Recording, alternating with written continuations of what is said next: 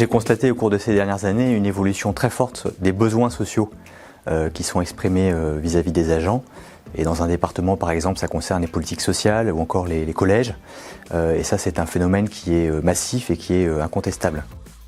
Et sur la période encore plus récente, on voit une évolution notamment des pratiques professionnelles à travers le télétravail, le travail à distance, des modalités nouvelles d'exercice professionnel par les agents qui sont absolument importantes. Par ailleurs, je dirais que c'est pas tant la montée en puissance des compétences des collectivités qui induit ces évolutions que le besoin en fait sans cesse plus fort de la part des habitants d'avoir des réponses de proximité et naturellement ça retombe sur les collectivités.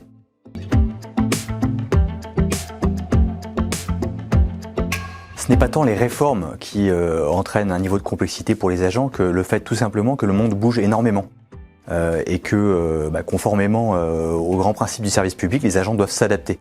C'est un élément majeur dans leur posture professionnelle et le monde n'est pas prêt de bouger, donc ce serait leur mentir que de dire on va suspendre ou stabiliser l'évolution du rythme de l'activité professionnelle.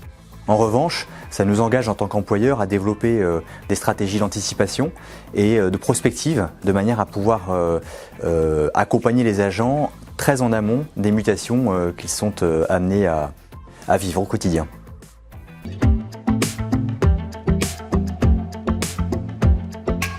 La GPEC, la gestion prévisionnelle des emplois et des compétences, relève selon moi d'une logique d'efficience de l'organisation pour adapter les moyens aux objectifs et les planifier en amont.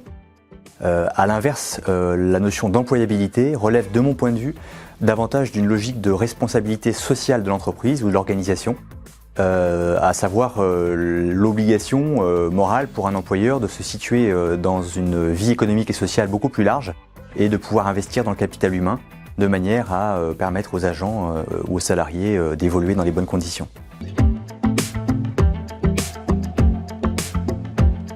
Selon moi, la collectivité doit organiser le travail de manière à permettre aux agents de libérer du temps pour investir dans leur parcours professionnel. C'est une obligation non pas juridique en tant que telle, mais morale. Et c'est un point absolument indispensable. Alors ça n'est pas simple, parce qu'évidemment il faut assurer la continuité du service public. Et les urgences, l'ensemble des missions que doivent remplir les agents, souvent dominent par rapport au reste.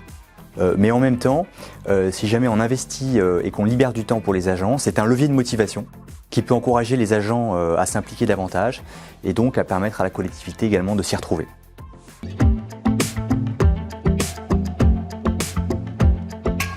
Le département de l'Essonne est à mi-chemin, en mouvement. Il développe depuis de nombreuses années des outils qui existent et qui fonctionnent, comme la formation, les webinaires, le coaching, et j'en passe. Et donc ce sont les éléments qui sont importants et qui s'avèrent globalement probants pour les agents. En revanche, le département est confronté à un enjeu de fidélisation des agents.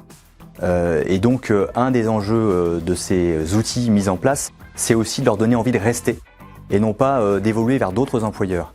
C'est tout l'enjeu de l'attractivité de cette collectivité et donc pour moi c'est une priorité.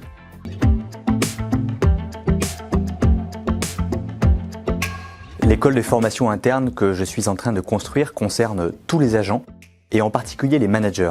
Un des objectifs de cette école est de pouvoir développer une culture commune qui permette aux managers d'être davantage ensemble, de partager des valeurs, des compétences et des connaissances. Alors de ce point de vue, bien sûr, c'est un outil au service de l'employabilité puisque ça permet de développer des aptitudes, des postures ou une capacité d'adaptation pour l'avenir qui sont ce qu'on appelle les soft skills et qui permettent aux agents d'évoluer ensuite avec plus de sérénité dans leur vie professionnelle.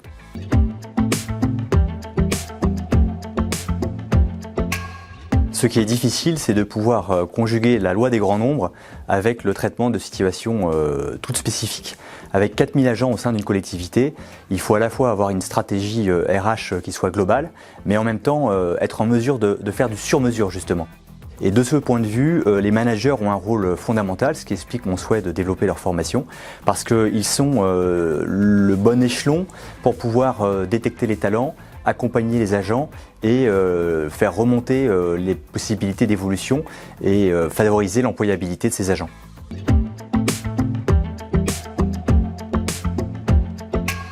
Bien sûr, ce qui fait la richesse des collectivités, c'est qu'elles sont chacune un employeur bien spécifique avec sa culture, son organisation, ses pratiques, son histoire. Et en même temps, les collectivités forment un écosystème global de plus en plus intégré à l'échelle nationale.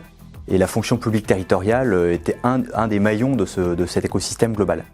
Donc les collectivités doivent jouer cette carte et notamment le faire en lien avec les organismes de formation que sont les centres de gestion et surtout le CNFPT, qui ont un rôle majeur pour accompagner les collectivités dans leur développement et développer leur attractivité.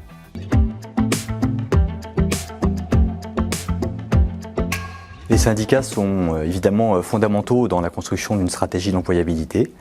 Alors aussi bien à l'échelle de la collectivité en tant qu'employeur, puisqu'ils sont soucieux de l'accompagnement des agents dans leur situation individuelle, mais également dans une vision plus globale à l'échelle nationale.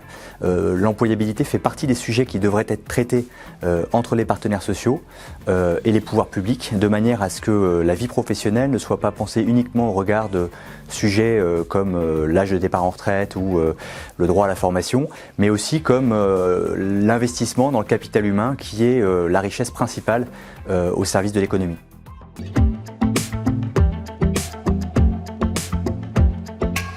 La démarche d'employabilité est innovante. Pour moi, l'innovation ne signifie pas une innovation technologique ou numérique avant tout, mais simplement la prise en compte des besoins des utilisateurs, en l'occurrence les agents, et la possibilité, entre guillemets, d'aligner les planètes, c'est-à-dire de faire en sorte que l'ensemble des éléments qui existent déjà pour les accompagner, formation, outils de travail, webinaires, rencontres, espaces collaboratifs, soient mis dans une séquence qui soit cohérente à leur service, comme un bouquet de services, et leur permettre d'évoluer dans les meilleures conditions.